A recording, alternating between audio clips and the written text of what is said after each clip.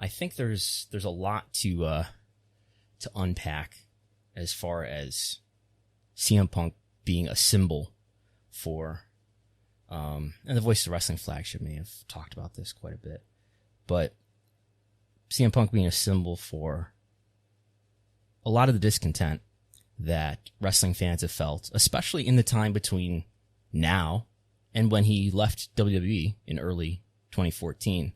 So much has happened, and it's been like really a whole era that his exit and return to pro wrestling or whatever, however you want to term it, as you just heard the clip there with him saying he's back in professional wrestling. But anyway, it sort of bookends this era of professional wrestling that began in 2014, the beginning of the network era, and this other era here where AEW continues to do some really interesting stuff, and the story of the business of pro wrestling, the most interesting story to me, and I think to a lot of people, judging by what our audience reacts to here, it is the story of AEW versus WWE, even though they are on dramatically different scales in many ways.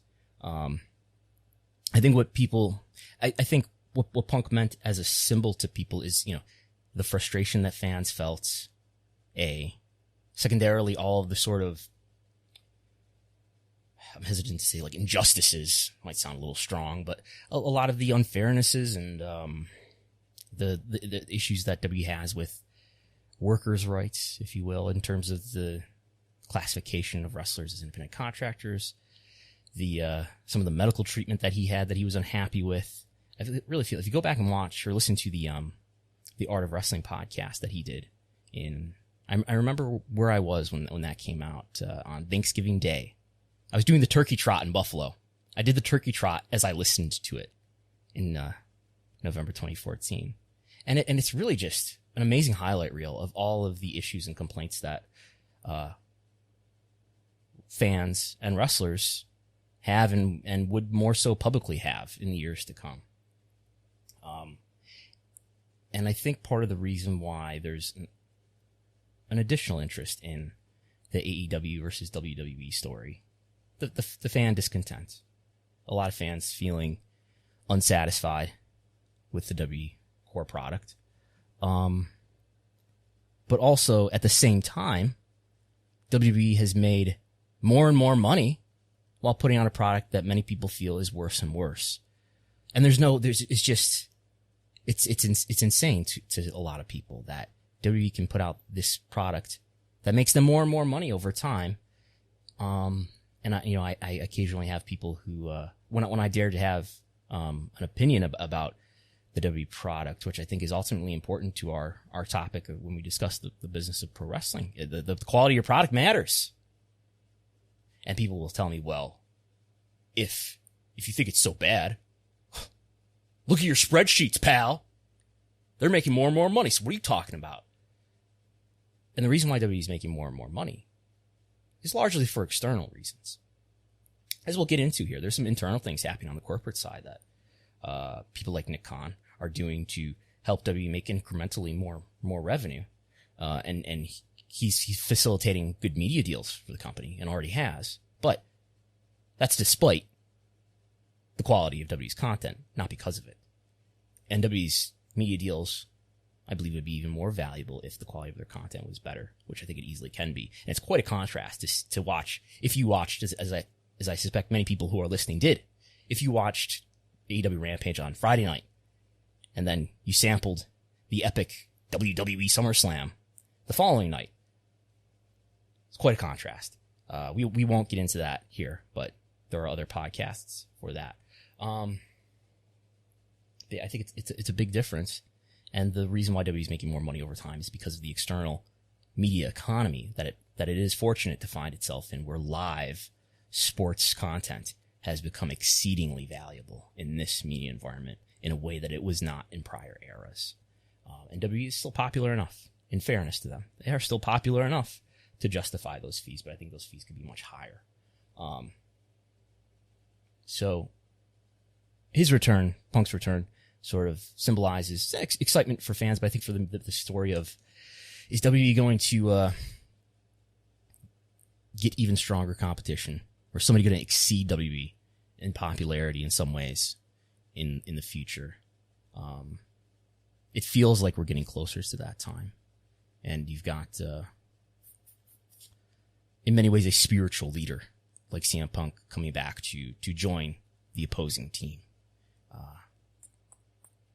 So, one thing I want to mention, I have a huge rant here to go on, but feel free to interrupt me if you have any comments, Gallo. One thing I want to mention is great example of some of the issues that some fans have with WWE, but it's also an example of why Wrestlenomics matters. I want to talk about for a moment the WWE SummerSlam attendance, right?